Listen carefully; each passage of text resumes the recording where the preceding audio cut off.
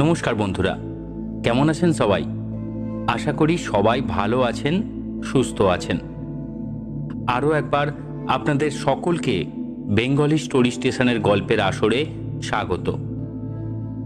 শ্রী হিমাদ্রি কিশোর দাশগুপ্ত মহাশয়ের রহস্যজনক অভিযানের উপন্যাস নেকড়ে খামার আপনাদের কেমন লাগছে কমেন্ট করে জানাবেন। আপনাদের যদি কোনো পছন্দের উপন্যাস বা গল্প থাকে আমাদেরকে জানাতে পারেন, আমরা সেটি আমাদের চ্যানেলে উপস্থাপন করব। আর হ্যাঁ বন্ধুরা, সাবস্ক্রাইব করতে ভুলবেন না যেন। আপনাদের সাবস্ক্রিপশনই আমাদের গল্প পরিবেশনার মূলধন। আজ আমরা শোনাতে চলেছি নেকড়ে খামার উপন্যাসের অন্তিম পর্ব। তার আগে দ্বিতীয় পর্বের সংক্ষিপ্ত বিবরণটা দিয়ে ফেলি। গ্রামপ্রধান নরবু ও নেকড়ে খামারের মালিক ভাইমারের সাথে কথা বলে অনিশ একটা বোঝাপড়ার ব্যবস্থা করে, কিন্তু সেটা লুকিয়ে যায় লেফটেন্যান্ট ছেত্রীর থেকে। কিন্তু অনিশের সব চিন্তা ভাবনা সম্পূর্ণ অন্যদিকে মোড় নেয় দুটি ঘটনা থেকে। প্রথমত, নরবুর নাতিকে নেকড়েরা মেরে ফেলায়, এবং দ্বিতীয়ত ও অবশ্যই সবচেয়ে গুরুত্বপূর্ণ বিষয় হল পরপর দুরাত অনিশের ঘরে নেকড়ের আক্রমণ। এই অতর্কিত আক্রমণের হাত থেকে প্রচণ্ড ভাগ্যের জোরে বাঁচার পর ভাইমারের কাছে জবাবদিহি চাইতে গিয়ে জানতে পারে ভাইমার তার নেকড়েগুলোকে নিয়ে পলাতক। ছেত্রীর সাথে বেরিয়ে নেকড়েগুলোকে উদ্ধার করা গেলেও ভাইমারের কোনো খোঁজ মেলে না। এরপর আজ অন্তিম পর্ব। চলুন শুরু করি।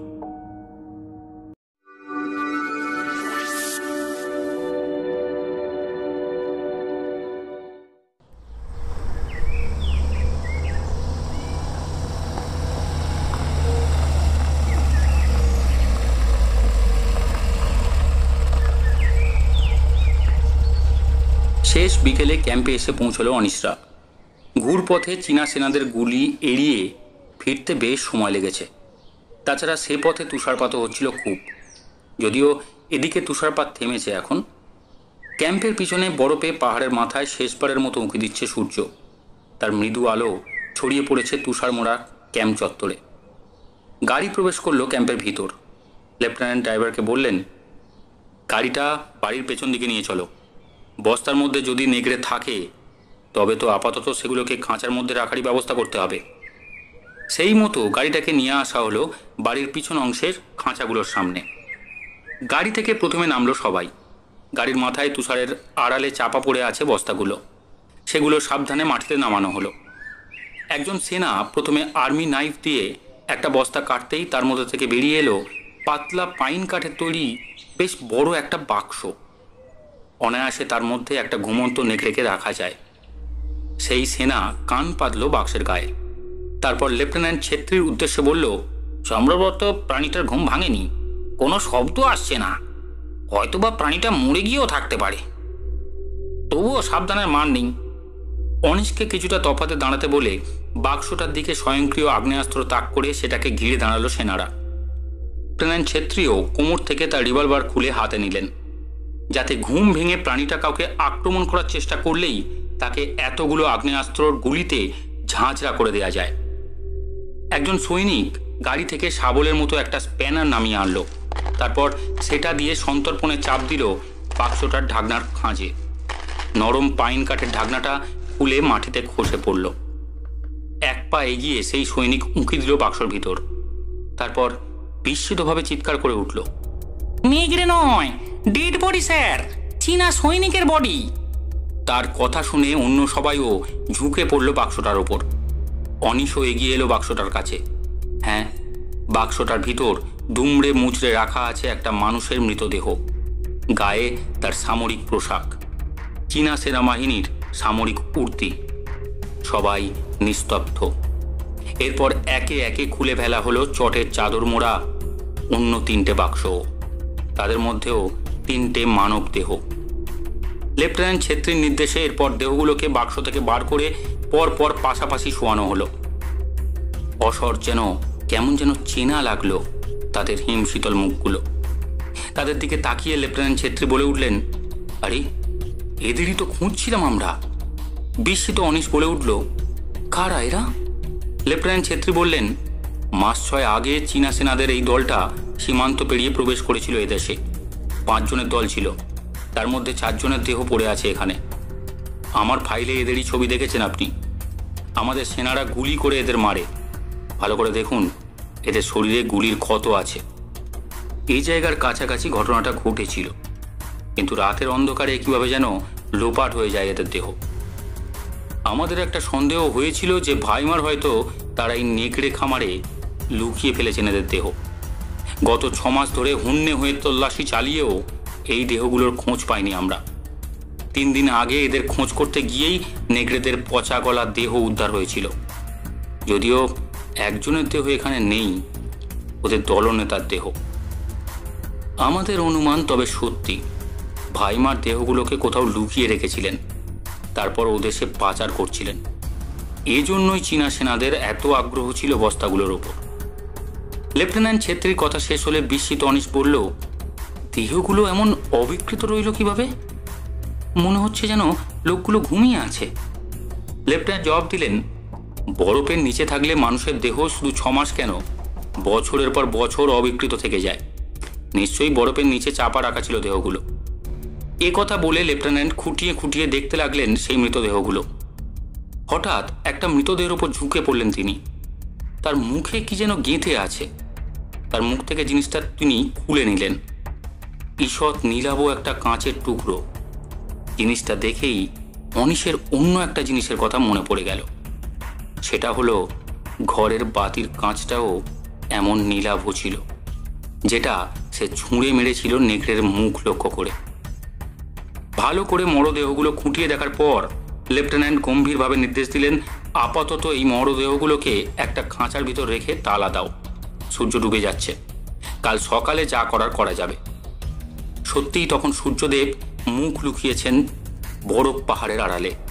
শুধু তার লাল আভাটুকু জেগে আছে পাহাড়ের মাথায়। লেফটেন্যান্ট ছেত্রীর নির্দেশ মতো তার সেনারা মৃতদেহগুলোকে ধরাধরি করে একটা খাঁচার ভিতর রাখতে লাগলো। অনিশ লেফটেন্যান্ট ছেত্রীকে প্রশ্ন করলেন, তবে ভাইমার তার নেকড়েগুলোকে নিয়ে গেলেন কোথায়? লেফটেন্যান্ট ছেত্রী জবাব দিলেন, জানি না, হয়তো তিনি তাদের নিয়ে আত্মগোপন করেছেন পাইন বনে অথবা বরফ রাজ্যের কোথাও। লুকিয়ে থাকার জায়গার এখানে অভাব নেই, তবে এতগুলো প্রাণী নিয়ে বেশিক্ষণ লুকিয়ে থাকতে পারবেন না তিনি। রাতে টহল দেবে সেনারা। সীমান্ত সিল করার ব্যবস্থা করছি। কাল সকাল থেকে বড় সেনাদল তল্লাশি অভিযান চালাবে চারপাশে। ভাইমার ঠিক ধরা পড়ে যাবেন। দেহগুলোকে একটা খাঁচার মধ্যে ঢোকানো হয়ে গেল। হঠাৎ অনিশের মনে পড়ে গেল ড্রাইভার পবনের কথা। সে কই? অনিশ লেফটেন্যান্টকে বলল, আমার ড্রাইভার পবনকে দেখতে পাচ্ছি না। সে মনে হয় ঘরেই আছে। ও ঘরে আমার মালপত্রও আছে। লেফটেন্যান্ট বললেন, হ্যাঁ, সেগুলো নিয়ে নিন। ড্রাইভারকেও সঙ্গে নিন। আজ রাতে এখানে নয়, আমাদের ক্যাম্পে থাকবেন আপনি। কাল ভোরে ফেরার পথ ধরবেন। লাশগুলোকে খাঁচায় ঢোকানো হয়ে যাওয়ার পর যে লোকটা বাক্সগুলো খুলছিল সে লোকটা আর একজনকে খাঁচার সামনে পাহারায় রেখে অনিশ আর অন্য সেনাদের নিয়ে গাড়িতে উঠে বসলেন লেফটেন্যান্ট ছেত্রী। গাড়িটা বাড়ির পিছন থেকে এসে দাঁড়ালো বাড়ির সামনের বারান্দার কাছে। গাড়ি থেকে নেমে অনিশের সঙ্গে বারান্দায় উঠে এলেন ছেত্রী আর তার সেনারা। অনিশের ঘরের দরজাটা ভিতর থেকে বন্ধ। অনিশ বার কয়েক হাঁক দিল পবনের নাম ধরে, কিন্তু ভিতর থেকে কোনো সাড়া এলো না। আশঙ্কার মেঘ তৈরি হলো অনিশের মনে। ছেত্রী সাহেবের দিকে তাকালেন তিনি। লেফটেন্যান্ট ছেত্রী একজন সেনাকে বললেন, দরজা ভেঙে ফেলো। সে অনিশকে জিজ্ঞেস করল, দরজার ছিটকিনিটা কোথায়, ওপরে, মাঝে না নিচে? অনিশ জবাব দিল, ওপরে।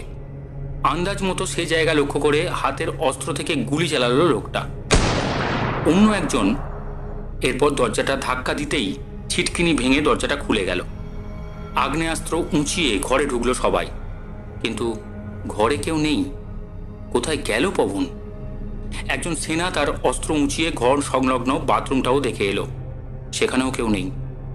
লেফটেন্যান্ট বিস্মিতভাবে বললেন, ঘর বন্ধ, অথচ কোথায় গেল লোকটা? হঠাৎ একটা খচমচ শব্দ শোনা গেল। শব্দটা আসছে খাটের নিচ থেকে। সঙ্গে সঙ্গে খাটের নিচের দিকে সবার অস্ত্রের নল ঘুরে গেল। কয়েক মুহূর্তের মধ্যে খাটের নিচ থেকে উঁকি দিল একটা মাথা। না, নেকড়ে নয়, পবন। অনিশ বিস্মিতভাবে বলে উঠল, ওখানে কি করছিলে তুমি? কাঁপতে কাঁপতে উঠে দাঁড়ালো পবন। তারপর আতঙ্কিতভাবে বলল, নেগড়ে নেগড়ে। অনিশ বলল, কোথায় নেগড়ে? কয়েক মুহূর্ত ধাতস্থ হতে লাগলো পবনের। তারপর সে বলল, আপনারা চলে যাবার পর এই ফাঁকা ক্যাম্পে কেমন যেন গা ছমছমে ভাব লাগছিল আমার, তাই ঘরে ঢুকে দরজা বন্ধ করে দিয়েছিলাম। তুষারপাতও শুরু হয়ে গেছিল বাইরে। খাটে শুয়ে ঘুমিয়ে পড়েছিলাম। হঠাৎ বিকেলের দিকে ঘুম ভেঙে গেল একটা স্বপ্নে। উঠে দেখি একটা বিশাল নেকড়ে দরজার নিচের ওই পোকর দিয়ে ঘরে ঢোকার চেষ্টা করছে। আমি চিৎকার করলাম। তারপর আপনার ব্যাগটা ছুঁড়ে মারলাম ওর দিকে। দেখুন না, ওই যে ব্যাগটা দরজার কোণে পড়ে আছে। কিন্তু প্রাণীটা তারপরেও ঘরে ঢুকতে যাচ্ছিল, কিন্তু বাইরে কিসের যেন শব্দ পেয়ে সম্ভবত চলে গেল ওই জায়গা ছেড়ে। কিন্তু প্রাণীটা যদি আবার ফিরে আসে, সে ভয়ে খাটের তলায় লুকিয়েছিলাম আমি। অনিশ বলল, প্রাণীটা যদি ঘরে ঢুকতো তবে তো খাটের তলা থেকেই টেনে বার করতো তোমাকে, তুমি বাঁচতে না। নেকড়েগুলো পরপর দুরাত এভাবে আমাকেও ধরার চেষ্টা করেছিল এ ঘরে। হয়তো আমাদের ফিরে আসার শব্দ শুনেই সে পালিয়েছে। বেঁচে গেছো তুমি। পবন বলল, তাই হবে স্যার। আমিও বাইরে আপনাদের কথাবার্তা তারপর ডাকাডাকি টের পাচ্ছিলাম, কিন্তু ভয়ে আমার গলা দিয়ে শব্দ বার হচ্ছিল না। হাত পা অসাড় হয়ে গেছিল। খাটের নিচ থেকেও বেরোতে পারছিলাম না। লেফটেন্যান্ট বলল, অর্থাৎ নেগড়েগুলো খুব কাছাকাছি আছে। অন্তত একটা নেগড়ে তো আছেই, কিন্তু এখন আর কিছু করার নেই। দেখুন, বাইরে অন্ধকার নামা শুরু হয়েছে। আশা করছি কাল পাইন বনে তল্লাশি চালালে ওদের সবার হদিশ মিলবে। চলুন এবার ফেরা যাক। অনিশের মালপত্র উঠিয়ে নিয়ে পবন সহ ঘরের বাইরে বেরিয়ে এলো সকলে। ঠিক সেই সময় যেন ঝুপ করে অন্ধকার নেমে এলো চারপাশে। বারান্দা থেকে নেমে গাড়িতে উঠতে যাচ্ছে সকলে। ঠিক সেই সময় সবাইকে চমকে দিয়ে বাড়ির পেছন থেকে ভেসে এলো নেকড়ের ডাক। সঙ্গে সঙ্গে থমকে দাঁড়িয়ে পড়লো সকলে। লেফটেন্যান্ট বলে উঠলেন, তবে নেকড়েটা এখনো এই চোখ বুদ্ধি ছেড়ে যায়নি। কথাগুলো বলেই রিভলভার খুলে তিনি এগোলেন বাড়ির পেছন দিকে যাওয়ার জন্য। ঠিক সেই সময় আবার শোনা গেল নেকড়ের ডাক। এক নয়, একাধিক নেকড়ের সম্মিলিত হিংস্র গর্জন। তবে কি সবকটা নেকড়েই এখানে আছে? বিস্মিত অনিশরা সবাই এগোচ্ছিল বাড়ির পেছন দিকে, কিন্তু সেদিক থেকে ঊর্ধ্বশ্বাসে দৌড়ে আসতে দেখা গেল খাঁচার কাছে প্রহরারত দুই জওয়ানকে। অস্ত্র হাতে থাকলেও ভয়ে ফ্যাকাশে হয়ে গেছে তাদের মুখ। অনিশদের সামনে তারা উপস্থিত হয়ে আতঙ্কিত স্বরে বলছে, নেকড়ে নেকড়ে। লেফটেন্যান্ট বলে উঠলেন, কোথায়? আতঙ্কিত স্বরে একজন বলে উঠল, খাঁচার মধ্যে আটকে আছে স্যার। অন্যজন বলল, ওদিকে যাবেন না স্যার। খাঁচার মধ্যে? লোক দুজনকে এক ধাক্কায় সরিয়ে দিয়ে ছেত্রী ছুটলেন বাড়ির পিছন দিকে। অনিশ সহ অন্য সেনারাও অনুসরণ করলো তাকে। এমনকি সেই আতঙ্কিত সেনা দুজনও নিরুপায় হয়ে পিছনে এলো। নেকড়েদের ক্রুদ্ধ গর্জন ভেসে আসছে। বাড়ির পিছনে খাঁচাগুলোর সামনে উপস্থিত হলো সবাই। যে খাঁচাটার ভিতর চীনা সৈনিকদের শবদেহগুলো রাখা ছিল, সেখানে একসঙ্গে অনেকগুলো টর্চের আলো ফেলা হলো। খাঁচার ভিতর দাঁড়িয়ে আছে চারটে নেকড়ে। টর্চের আলোতে ভাঁটার মতো জ্বলছে তাদের চোখ, টকটকে লাল জিভ আর হিংস্র দাঁতের ফাঁক বলে গড়িয়ে পড়ছে ফেনা। কে যেন বলে উঠল, মৃতদেহগুলো কোথায় গেল? খাঁচার সামনে প্রহরারত সেই আতঙ্কিত সেনাদের একজন বলে উঠল, অন্ধকার নামতেই মৃতদেহগুলো যেন ঘুম ভেঙে প্রথমে নড়ে উঠল, তারপর ওরা ধীরে ধীরে আমাদের চোখের সামনেই নেগড়ে হয়ে গেল। লোকটার কথা শেষ হওয়ার সঙ্গে সঙ্গেই চারটে নেগড়ে খাঁচার গড়াদের ওপর এসে ঝাঁপাতে শুরু করলো। আর তার সঙ্গে একটি বীভৎস চিৎকার তাদের, যেন খাঁচার বাইরে একবার আসতে পারলেই তারা ছিঁড়ে খাবে সবাইকে। আদিম হিংসার প্রতিমূর্তিতে প্রাণীগুলো নাকি প্রেত মূর্তি? হতভম্ব অনিশের পাশে দাঁড়ানো লেফটেন্যান্ট ছেত্রী বিস্মিতভাবে প্রাণীগুলোর দিকে তাকে বলে উঠলেন, সত্যি তো এরা ওয়ারউলফ, সত্যি এরা আছে। অনিশ যেন নিজের চোখ কানকেও বিশ্বাস করতে পারছে না, কিন্তু সে ব্যাপারটা অবিশ্বাস্য হলেও চীনাদের সবগুলো তো এই খাঁচাতেই রাখা হয়েছিল। তাছাড়া লোক দুটো তো নিজের চোখে। হতভম্ব হয়ে খাঁচার দিকে চেয়ে রইল সবাই।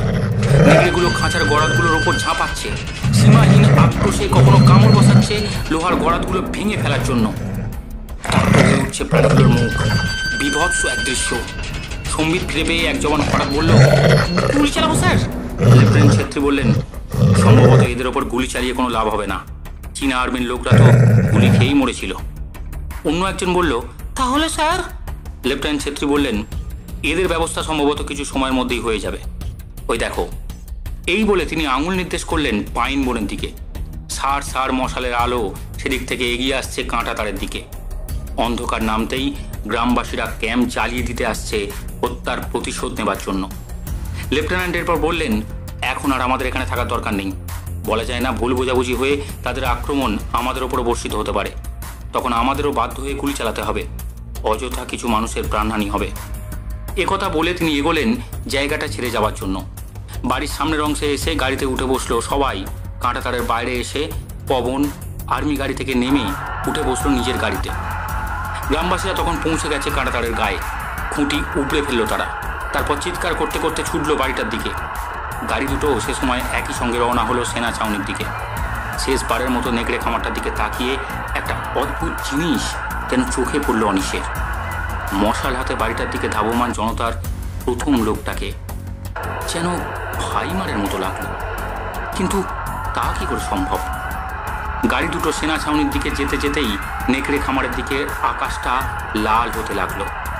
সেদিক থেকে ভেসে আসতে লাগলো জনতার আক্রোশ ধ্বনি আর নেকড়েগুলোর আর্তনাদ। বাড়িটাতে আগুন ধরিয়ে দিয়েছে ওরা। কিছুক্ষণের মধ্যেই সেনা ছাউনিতে পৌঁছে গেল অনিশরা। এটাও কাঁটাতার ঘেরা। অনেক লোকজন সেখানে। অস্ত্র হাতে পাহারা দিচ্ছে সামরিক বাহিনীর লোকজন। নিরাপত্তার চাদরে মোড়া জায়গাটা। দুটো গাড়ি প্রবেশ করলো সেখানে। অনিশ আর পবনের জন্য দুটো আলাদা আলাদা ঘরের ব্যবস্থা হলো। লেফটেন্যান্ট ছেত্রীর তত্ত্বাবধানে রাতের খাওয়া সাঙ্গ হওয়ার পর অনিশকে তার ঘরের দরজা পর্যন্ত এগিয়ে দিতে এলেন লেফটেন্যান্ট। বিদায় নেবার আগে তিনি বললেন, আমরা যা দেখলাম, যা শুনলাম, তা শুধু আমাদের অভিজ্ঞতা থাকাই বাঞ্ছনীয়। বাইরের কেউ একথা বিশ্বাস করবে না, আমাদের পাগল ভাববে।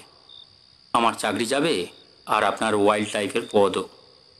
অনিশ হেসে বলল, হ্যাঁ ঠিক কথা। আমি ওয়াইল্ড লাইফকে রিপোর্ট করব যে ক্যাম্পের নেকড়েগুলো বাইরে বেরিয়ে গ্রামবাসীকে মেরেছিল, তাই তারা জ্বালিয়ে দিয়েছে ক্যাম্পটা। নেকড়েগুলোও মারা পড়েছে তাতে। কিন্তু ভাইমার এবং আর একটা নেকড়ে? লেফটেন্যান্ট ছেত্রী বললেন, সম্ভবত তাদের খুঁজে বার করব আমি। নেকড়েটাকে পুড়িয়ে মারব আর ভাইমারকে গ্রেপ্তার করব। আমিও আপনার মতন একই রিপোর্ট দেব সরকারের ঘরে। অনিশ এবার শেষ প্রশ্নটা করল, আমি তাহলে কাল রওনা হতে পারি তো? লেফটেন্যান্ট ছেত্রী বলল, হ্যাঁ অবশ্যই। আপনাকে আর আটকে রাখবো না। যা তুষারপাত শুরু হয়েছে তাতে হয়তো পরশুই রাস্তা বন্ধ হয়ে যাবে। আপনি আর ফিরতে পারবেন না। কাল ভোরের আলো ফুটলেই রওনা হয়ে যাবেন আপনি। এ কথা বলার পর ছেত্রী সাহেব একটু যেন ইতস্তত করে বললেন, কিছু মনে করবেন না, আপনাকে একটা শেষ প্রশ্ন করি। গত দুদিন কি অন্ধকার নামার পর সত্যিই ক্যাম্পের বাইরে বেরোননি আপনি? অনিশ জবাব দিল, না, বেরোয়নি। ছেত্রী বললেন, তাহলে হয়তো ভুল দেখেছিল আমার লোকেরা। রাতের ব্যাপার তো, এমন ভুল হয়। যান, এবার নিশ্চিন্তে ঘুম দিন। আশা করি ভাইমার সাহেবের নেকড়েরা এখানে আপনাকে আর বিরক্ত করবে না। শুভরাত্রি। এই বলে অনিশের থেকে বিদায় নিয়ে অন্যদিকে চলে গেলেন লেফটেন্যান্ট ছেত্রী। ঘরে ঢুকে দরজা বন্ধ করে বিছানাতে শুতেই ক্লান্ত অবসন্ন অনিশের চোখে ঘুম নেমে এলো।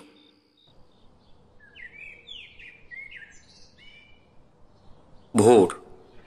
অনিশ যখন তার ঘরের দরজা খুলল তখন সূর্যদেব সবে উদয় হচ্ছেন বরফ পাহাড়ের মাথায়।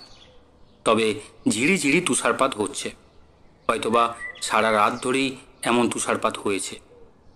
সেনা ছাউনির ঢালু ছাদগুলো ঢাকা পড়ে আছে সাদা তুষারের তলায়। কিছুক্ষণের মধ্যেই তৈরি হয়ে ঘরের বাইরে এসে দাঁড়ালো অনিশ।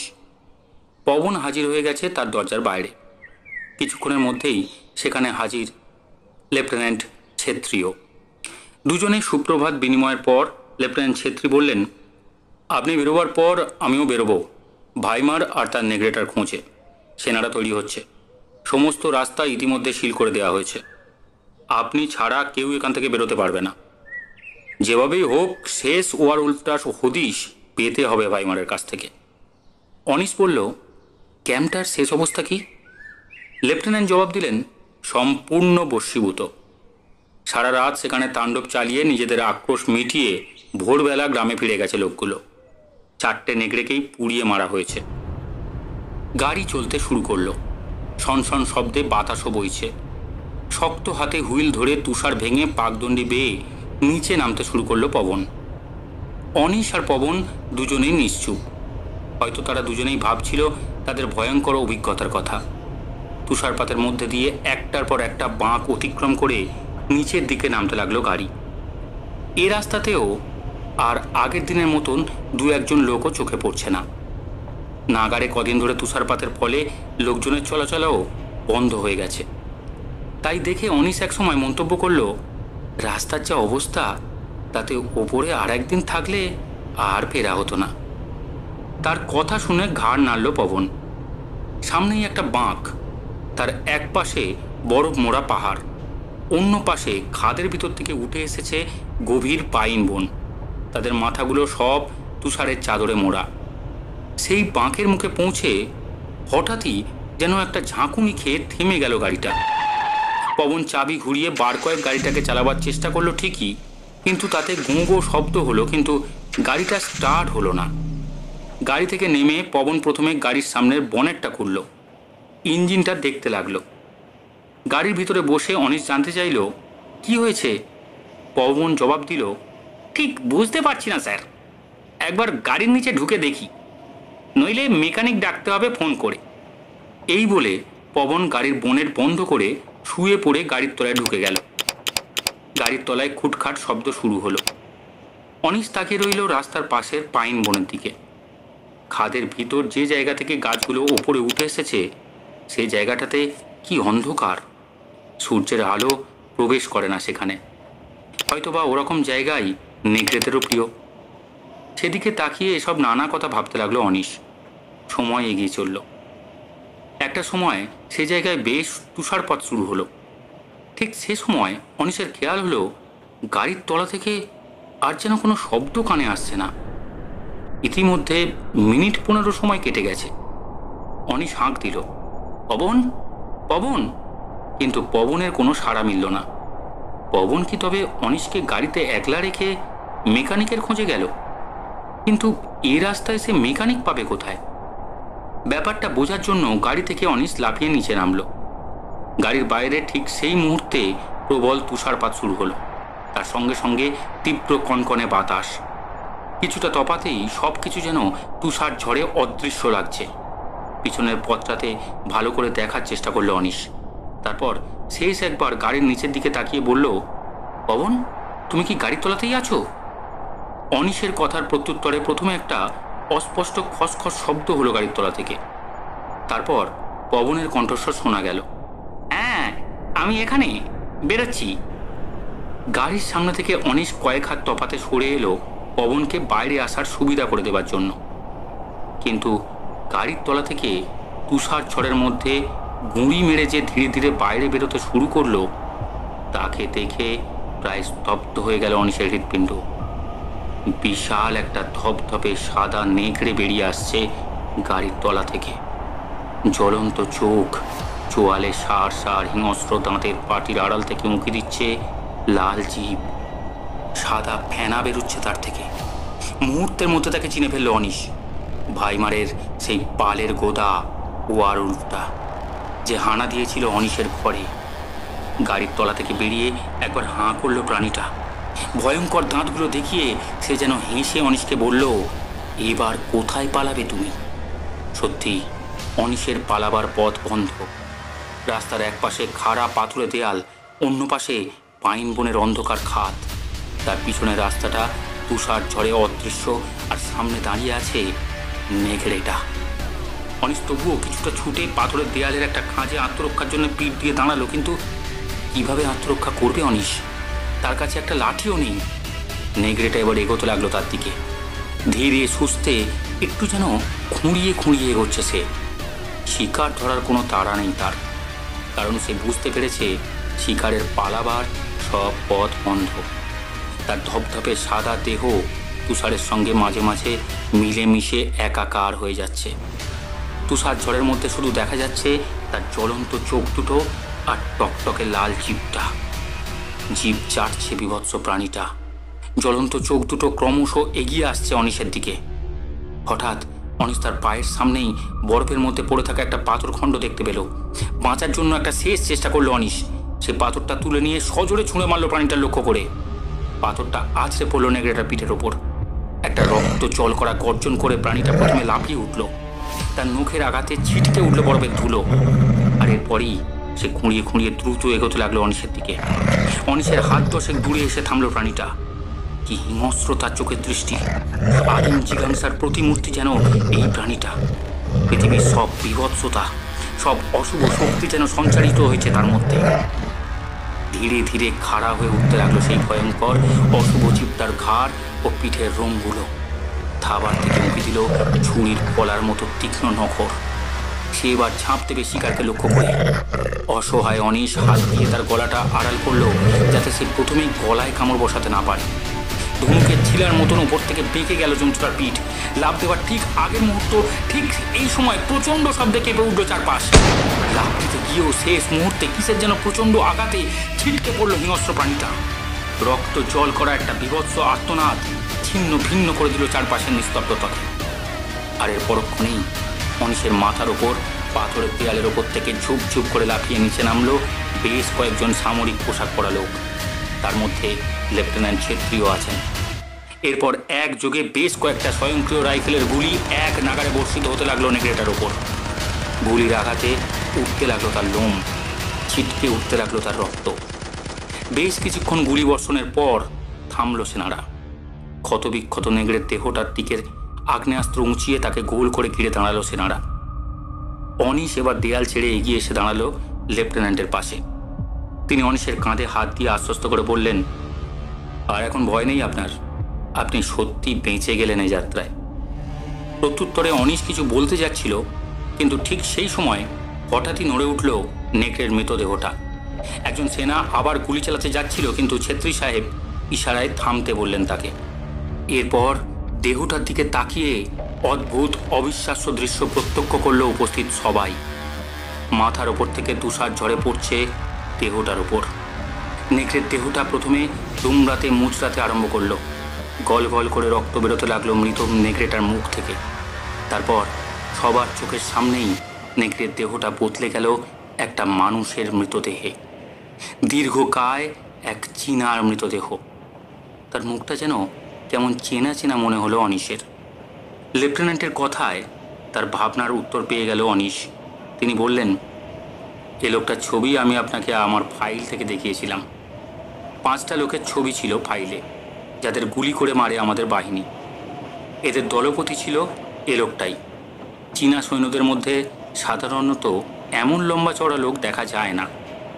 আমাদের সেনা ছাউনিতে নাশকতা চালাবার জন্যই এরই নেতৃত্বে আরও 4 জন এদেশে ঢুকেছিল সীমান্ত পেরিয়ে। যাই হোক, শেষ পর্যন্ত ওদের দলের শেষ লোকটাকে, শেষ নেকড়েটাকে খুঁজে পেলাম আমরা। তবে এই দেহটাকেও এখন পেট্রোল দিয়ে জ্বালিয়ে দিতে হবে, নইলে অন্ধকার নামলেই বেঁচে উঠবে দেহটা। অনিশ বলল, কিন্তু ভাইমার, আসল যে লোকটা এই ওয়ারউলফগুলোকে আশ্রয় দিয়েছিল তার কি খবর? ধরতে পেরেছেন ভাইমারকে? লেফটেন্যান্ট প্রথমে হাসলেন, তারপর ফিরে তাকালেন পিছন দিকে। কখন যেন সেখানে নিঃশব্দে হাজির হয়েছে একটা সামরিক জিপ। তার থেকে নেমে তুষার ঝড়ের মধ্যে এগিয়ে আসছে একজন। লোকটা কাছাকাছি আসতেই তাকে দেখে আবারও অনিশের হৃৎপিণ্ড যেন স্তব্ধ হয়ে গেল। এগিয়ে আসছেন স্বয়ং ভাইমার। তার হাতে ধরা একটা কাঠগোলাপের বোকে। উড়িয়ে নয়, বেশ লম্বা লম্বা পা ফেলে লোকটা এসে দাঁড়ালো অনিশের সামনে। তারপর মৃদু হেসে অনিশের উদ্দেশ্যে বলল, হ্যাঁ, আমি ভাইমার। যে নেগড়ে খামারটা ছিল সেটা আমারই ছিল। অনিশের মুখ দিয়ে কোনো কথা বেরোলো না। তাই দেখে লোকটা বলল, আমি খোঁড়াও নই, আর এই কাঠগোলাপের গন্ধ আমার বেশ ভালোই লাগে। ওয়ারউলফরা ভয় পায় এই বুনো কাঠগোলাপকে। আপনি ওয়ারউলফ কিনা তা পরীক্ষা করার জন্যই প্রতি সকালে গ্রামবাসীরা এই কাঠগোলাপের স্তবক দিত আপনার হাতে। আমি বনের ভিতর থেকে ফুল সংগ্রহ করে দিতাম নোটবুকে। আপনার সঙ্গে আমার একদিন সত্যিই সাক্ষাৎ হয়েছিল পাইন বনের ভিতর। এই নিন আমার উপহার। এই বলে তিনি ফুলটা ধরিয়ে দিলেন অনিশের হাতে। অনিশের মাথার ভিতরটা কেমন যেন গন্ডগোল পাকিয়ে যাচ্ছে। সে অস্পষ্টভাবে বলল, আপনার সঙ্গে যদি আমার প্রথম একবার দেখা হয়ে থাকে, তবে কোন ভাইমারের সঙ্গে 3টে রাত নেকড়ে খামারে কাটালাম? ভাইমার মাটিতে পড়ে থাকা দেহটার দিকে তাকিয়ে বললেন, ওই লোকটার সঙ্গে। ওয়ারউলফরা আপনার সবার দেহ ধারণ করতে পারে, ও করেও ছিল তাই। অনিশ বলল, আমার মাথার ভিতর সব কেমন গুলিয়ে যাচ্ছে। আপনারা কিভাবে এখানে উপস্থিত হলেন? লেফটেন্যান্ট ছেত্রী বললেন, চলুন, আপনাকে পৌঁছে দেবার পথে সব কথা বুঝিয়ে দেব। ভয় নেই, আমরা কেউ ওয়ারউলফ নই। আপনার সামনে যিনি দাঁড়িয়ে আছেন তিনি সত্যি ভাইমার। অনিশ এবার চারপাশে তাকিয়ে দেখার চেষ্টা করে বলল, কিন্তু আমার ড্রাইভার পবন কোথায় গেল? লেফটেন্যান্ট সংক্ষিপ্ত জবাব দিলেন, সে আর কোনোদিনও ফিরবে না। তারপর তিনি বললেন, মালপত্র নিয়ে আমাদের গাড়িতে উঠুন। যা তুষারপাত শুরু হয়েছে তাতে দেরি হলে আপনাকে গ্যাংটক শহরে পৌঁছে দিয়ে আমরা আর ওপরে ফিরতে পারবো না। সৈনিকদের কয়েকজন চীনা সৈনিকের সেই দেহটাকে পোড়াবার প্রস্তুতি শুরু করলো। তাদের সেখানে ছেড়ে রেখে লেফটেন্যান্ট অনিশ, ভাইমার আর 2জন সেনাকে নিয়ে আর্মি গাড়িটাতে উঠে বসলেন। পাকদণ্ডি বেয়ে নামতে শুরু করলো গাড়ি। রেশম পথ বেয়ে নিচে নামতে লাগলো গাড়িটা। প্রথমে লেফটেন্যান্ট ছেত্রী আর ভাইমার চুপচাপ রইলেন। ঘটনার আকস্মিকতায় কিছুটা বিহ্বল হয়ে উত্তেজিত হয়ে পড়েছিল অনিশ। হয়তোবা তাকে ধাতস্থ হবার জন্য কিছুটা সময় দিলেন তারা। তারপর প্রথমে অনিশের উদ্দেশ্যে মুখ খুললেন ভাইমার। তিনি বললেন, ঘটনাটা তবে খুলেই বলি আপনাকে। আমার কথার কোনো অংশ বুঝতে না পারলে প্রশ্ন করবেন। অনিশ বলল, আচ্ছা।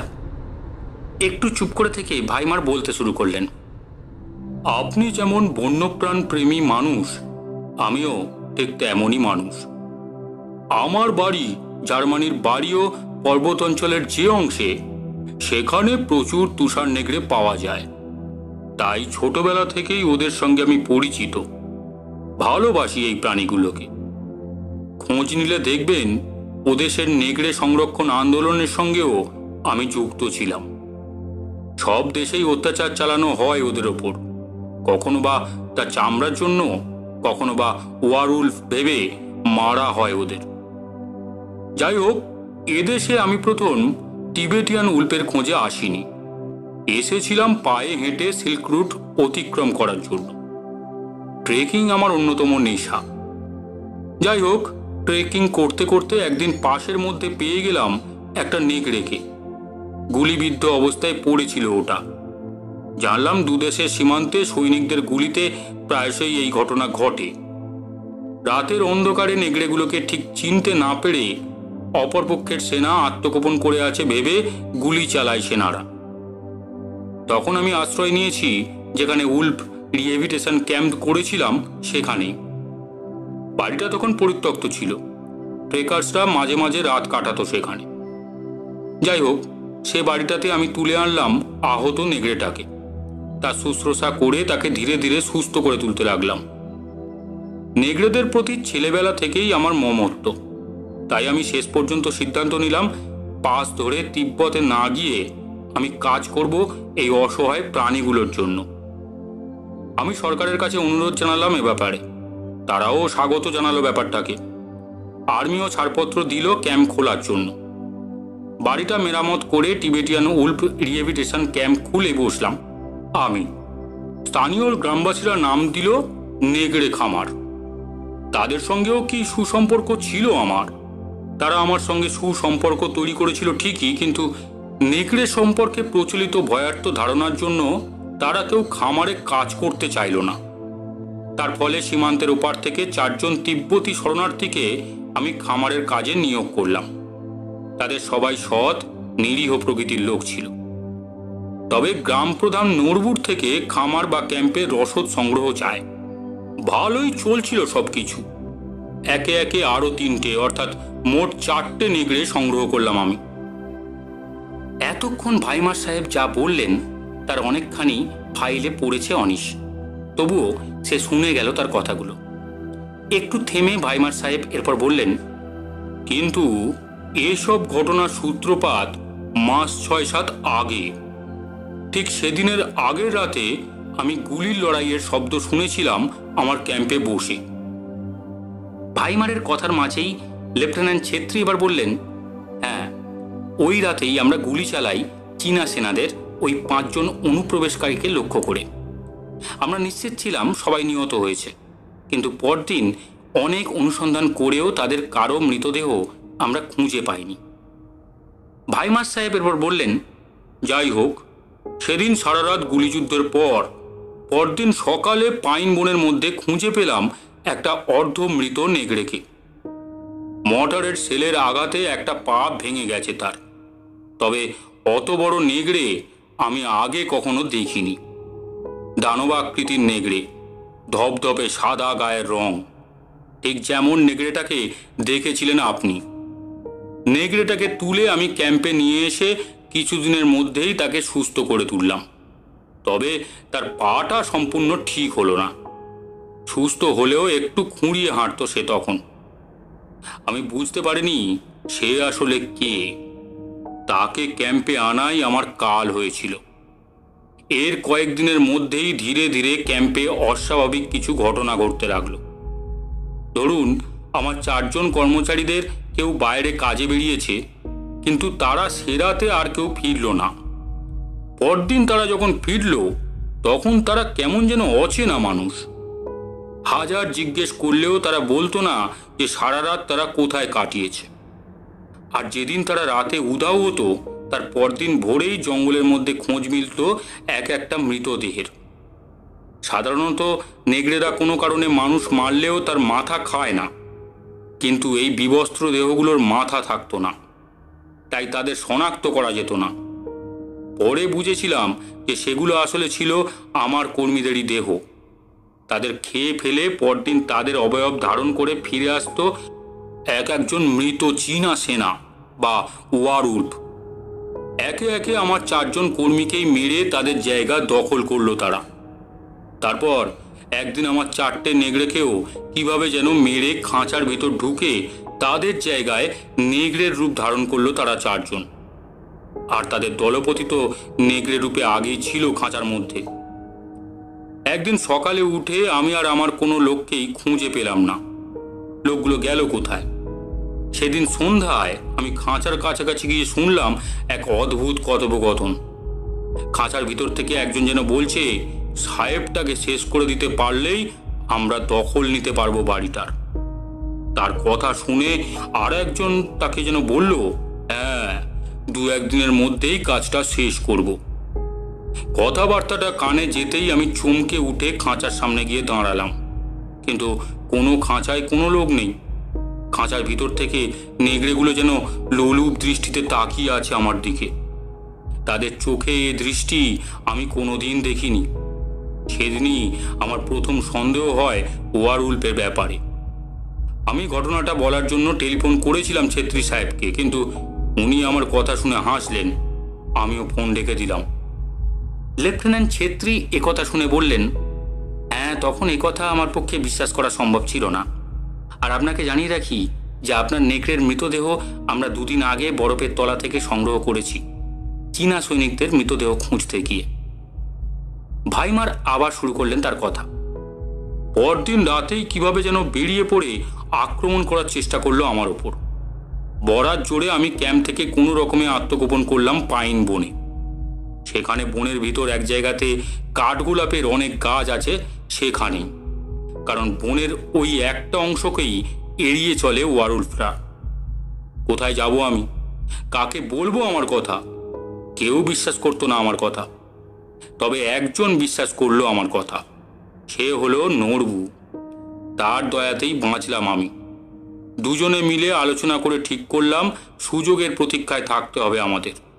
তবে সে সুযোগ যে নড়বুর নাতির প্রাণের বিনিময়ে আসবে তা জানা ছিল না আমাদের।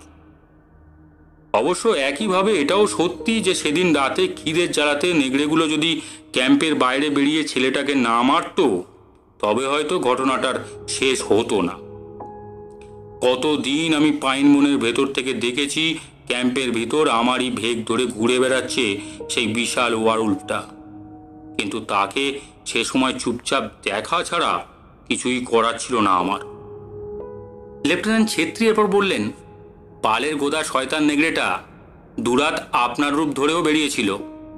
ইচ্ছা করেই সে আমার সেনাদের বলেছিল যে আপনি নাকি এ জায়গায় থেকে যেতে চান, কারণ সে ভেবেছিল যে আসল ভাইমারকে সে যদি শেষ করতে না পারে, ভাইমার যদি আত্মপ্রকাশ করেন, তবে আপনার রূপ ধরেই জায়গাটাতে থেকে যাবে সে। আমরা ঠিক সময় উপস্থিত না হলে তার ইচ্ছা হয়তো বাস্তব হতো। অনিশ এবার প্রশ্ন করল, কিন্তু আমার খোঁজ আপনারা পেলেন কিভাবে? ভাইমার বললেন, গতকাল রাতে গ্রামবাসীদের সঙ্গে ক্যাম্পটা জ্বালাতে গেছিলাম আমিও। অনিশ বলল, হ্যাঁ হ্যাঁ, আমি মুহূর্তের জন্য একবার গ্রামবাসীদের মধ্যে আপনাকে দেখেছিলাম। ব্যাপারটা অবিশ্বাস্য। আমার দৃষ্টি বিভ্রম ভেবে আমি কথাটা বলিনি ছেত্রী সাহেবকে। ভাইমার বললেন, হ্যাঁ, ব্যাপারটা আপনার কাছে অবশ্যই অবিশ্বাস্য ছিল। ক্যাম্পে ঢুকে প্রথমে 4টে ওয়ারউলফকে পুড়িয়ে মারলাম আমরা। তারপর পুরো বাড়িটাতে আগুন লাগাবার আগে আমরা তল্লাশি শুরু করলাম পালের গোদা নেগড়েটার খোঁজে। একটা ঘরে তার দরজার একটা পাল্লার নিচের অংশ ভাঙা ছিল। নেগড়ের নখের অজস্র চিহ্ন ছিল দরজার গায়ে। সে ঘরের খাটের নিচে উঁকি দিতে দেখি একটা লাশ। সেই দেহটা বার করতেই আমি চিনতে পারলাম তাকে।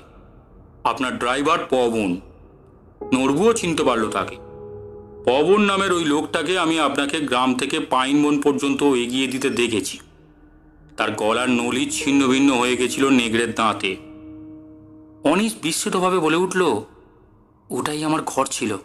তবে পবনকে খুন করে তার রূপ ধারণ করে খাটের নিচ থেকে বেরিয়ে এসেছিল ওয়ারউলফটা?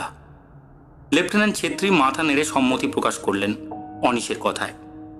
ভাইমার এবার বললেন, ক্যাম্পটাকে পুড়িয়ে শেষ করে দিতে প্রায় রাত হয়ে গেল। গ্রামে ফিরে এসে নরবুর সঙ্গে আলোচনা করে সিদ্ধান্ত নিলাম এবার ব্যাপারটা খুলে বলা প্রয়োজন লেফটেন্যান্টের কাছে। নইলে হয়তো আমাকেই ওয়ারউলফ ভেবে বা তাদের আশ্রয়দাতা ভেবে গুলি চালিয়ে মারবে সেনারা। একটা কাঠগোলাপের বোকে আর নরবুকে সঙ্গে নিয়ে আমরা পৌঁছে গেলাম সেনা ছাউনিতে। লেফটেন্যান্ট তখন আমারই সন্ধানে, অর্থাৎ সেই ওয়ারউলফ ভাইমারের সন্ধানে বেরোতে যাচ্ছিলেন। আমি আর নরবু তাকে খুলে বললাম সব কথা। ওর মুখেই শুনলাম আপনার ড্রাইভার পবন নাকি রওনা হয়েছে আপনাকে নিয়ে। মুহূর্তের মধ্যে আমাদের সবার কাছে স্পষ্ট হয়ে গেল সবকিছু। আপনার ড্রাইভার আসলে পবন নয়, সে আসলে পবনের রূপধারী ওয়ারউলফ। সঙ্গে সঙ্গে আপনার অনুসন্ধানে বেরিয়ে পড়লাম আমরা। ভাগ্যিস আমরা ঠিক সময় পৌঁছেছিলাম, আর একটু হলেই। কথা শেষ করলেন ভাইমার। অনিশের আর কিছু জানা বা বোঝার নেই, তাই আর কোনো প্রশ্ন করল না সে। গাড়ি প্রথমে পৌঁছলো নাথুলা পাসের সেই ট্যুরিস্ট স্পটে, তারপর এগোলো গ্যাংটক শহরের দিকে। দুপুরবেলা গ্যাংটক শহরে এক হোটেলে অনিশের আশ্রয় ঠিক করে বিদায় নিলেন লেফটেন্যান্ট ছেত্রী আর ভাইমার। যাবার আগে লেফটেন্যান্ট আর একবার স্মরণ করিয়ে দিলেন তার কথা, আপনি যা দেখলেন, যা শুনলেন, কাউকে তা বলতে যাবেন না, লোকে আপনাকে পাগল ভাববে। অনিশ বলল, আচ্ছা, তবে চেষ্টা করবেন যাতে গ্রামবাসীরা নেগড়ে দেখলেই তাকে ওয়ারউলফ ভেবে পুড়িয়ে না মারে। ভাইমার বললেন, আমরা সে চেষ্টাই করব। ভাইমার আর লেফটেন্যান্ট ছেত্রী চলে যাবার পর হোটেলের দোতলায় উঠে নিজের কামরাতে প্রবেশ করল অনিশ। খোলা জানালা দিয়ে দূরের পাহাড় শ্রেণী দেখা যাচ্ছে। ওদিকেই তো নাথুলা পাস, ওদিক থেকেই নেমে এসেছে সে। গ্যাংটক শহরে তুষারপাত না হলেও আকাশটা কেমন যেন মেঘাচ্ছন্ন, হয়তোবা বৃষ্টি হবে। ঘরের ভিতর বিরাজ করছে আধো অন্ধকার। হঠাৎ দরজায় টোকা পড়ল। দরজা খুলতেই একটা লোক ঘরে ঢুকলো। সে জানতে চাইল অনিশের কিছু প্রয়োজন আছে কিনা। হোটেলেরই কর্মচারী সে। তার চেহারা দেখে অনিশের মনে হলো সে চীনা বা তিব্বতী হতে পারে। অনিশ তাকে বলল, কিছু খাবার দিয়ে যাও। লোকটা অর্ডার নিয়ে চলে যাচ্ছিল। ঠিক সেই সময় অনিশের হঠাৎ মনে হলো ঠিক এমনই একটা লোককে সে যেন দেখেছিল সেই নেকড়ে খামারে। এই লোকটাও ওয়ারউলফ নয় তো? অনিশ তাকে বলল, 1 মিনিট দাঁড়াও। দাঁড়িয়ে পড়ল লোকটা। অনিশ তাকে ব্যাগ থেকে ভাইমারের উপহার দেয়া সেই বুনো কাঠগোলাপের বোকেটা বার করে লোকটার হাতে ধরিয়ে বলল, এটা আমি তোমাকে উপহার দিলাম। লোকটা স্বাভাবিকভাবেই বোকেটা নিল, তারপর বলল, ধন্যবাদ স্যার। ওই যে নাতুলা পাশের ওদিকে পাহাড় দেখলেন, ওখানেই ফোটে এই কাঠগোলাপ। এটা আমি বাড়িতে রেখে দেব। আপনি শহুরে মানুষ, হয়তো ওয়ারউল্ফে বিশ্বাস করেন না। সীমান্তে যারা যুদ্ধে মারা যায় তারাও ওয়ারউল্ফ, অপদেবতা হয়, নেকড়ে মানুষ। আমরা বিশ্বাস করি ব্যাপারটা। এই বুনো গোলাপের শুকনো ফুলও যদি বাড়িতে থাকে তবেই ওই ওয়ারউল্ফরা বাড়িতে ঢুকতে সাহস পায় না। অনেকদিন ধরে ফুল খুঁজছিলাম স্যার। এই বলে লোকটা ফুলের বোকেটা নিয়ে ঘর ছেড়ে বেরিয়ে গেল। অনিশ চেয়ে রইল জানালার বাইরে। কিছুক্ষণের মধ্যেই মেঘ কেটে গেল। সূর্যের আলো ছড়িয়ে পড়ল বরফ ঢাকা পাহাড়ের মাথায়। অনিশের ঘরটাও ভরে উঠল আলোতে। অন্ধকার কাটল। খোলা জানালা দিয়ে বাইরের সূর্যালোকে উদ্ভাসিত পাহাড় শ্রেণীর অপরূপ সৌন্দর্যের দিকে তাকিয়ে অনিশ মনে মনে বলল, হয়তোবা পুরো ঘটনাটাই নিছকই একটা দুঃস্বপ্ন ছিল। শেষ হলো হিমাদ্রি কিশোর দাশগুপ্ত রচিত উপন্যাস নেকড়ে খামার। কেমন লাগলো আপনাদের গল্প পাঠ ও উপস্থাপনা জানাতে ভুলবেন না। আর ভালো লাগলে সাবস্ক্রাইব করতে ভুলবেন না Bengali story station. Bengali story station, your story partner. আজকের মতো ধন্যবাদ।